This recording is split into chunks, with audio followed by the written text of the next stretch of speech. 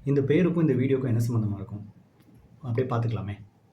நேத்து நைட்டு மெட்ராஸ்ல வந்து இல்ல சென்னையில வந்து ஓரளவுக்கு நல்ல மழை பெஞ்சது நைட் 9 மணிக்கு. நான் நார்மலா ஆஃபீஸ் போயிட்டு வர ஏரியாலாம் எதுன்னு பார்த்தீங்கன்னா, இந்த கிண்டி, பள்ளிக்கரணை, மடிப்பாக்கம், கோவிலம்பாக்கம், நன்மங்கலம் இந்த மாரி ஏரியாலாம் மேடவாக்கம் இதெல்லாம் தான் நான் ஆல்மோஸ்ட் டெய்லி ஆக்சஸ் பண்ற ஏரியா. நான் ஏற்கனவே வந்து மெட்ரோ ரயில் சம்மந்தமா நடக்கும்போது என்னென்னலாம் இடையூறுகள் பொதுமக்களுக்கு வருது அப்படின்றத பத்தியும் ஒரு வீடியோ போட்டிருந்தேன். ஸோ இது 2ம் இன்டர்லிங்க்ட் மாரி. ஏற்கனவே சொன்ன மாதிரி இந்த மெட்ரோ ரயில் நடக்கிற இடத்துலலாம் அதில ஒரு போர்டு இருக்கும்.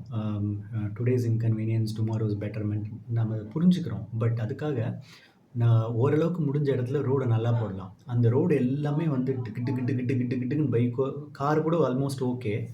பட் காருக்கு டைம் ஆகும். பைக் ஓரளவுக்கு சீக்கிரம் வந்துடலாம். பட் எல்லா இடமும் பார்த்தீங்கன்னா, மேடு, பள்ளம். பள்ளம்னு நான் சொல்றது வந்து நாட் ஜஸ்ட் டிக்.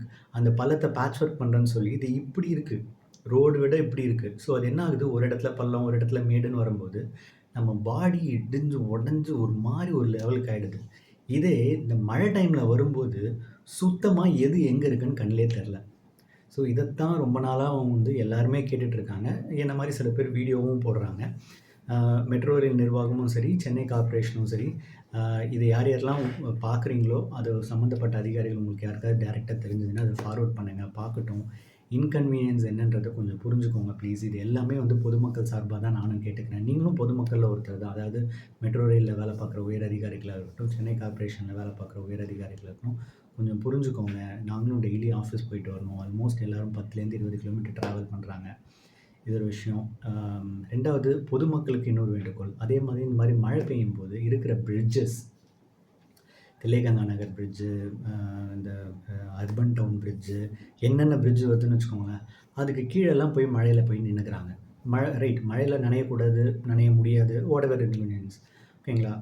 அதில நனைய முடியாதுன்னா, ஒருத்தர் 2 பேர் நின்னா பரவால்ல.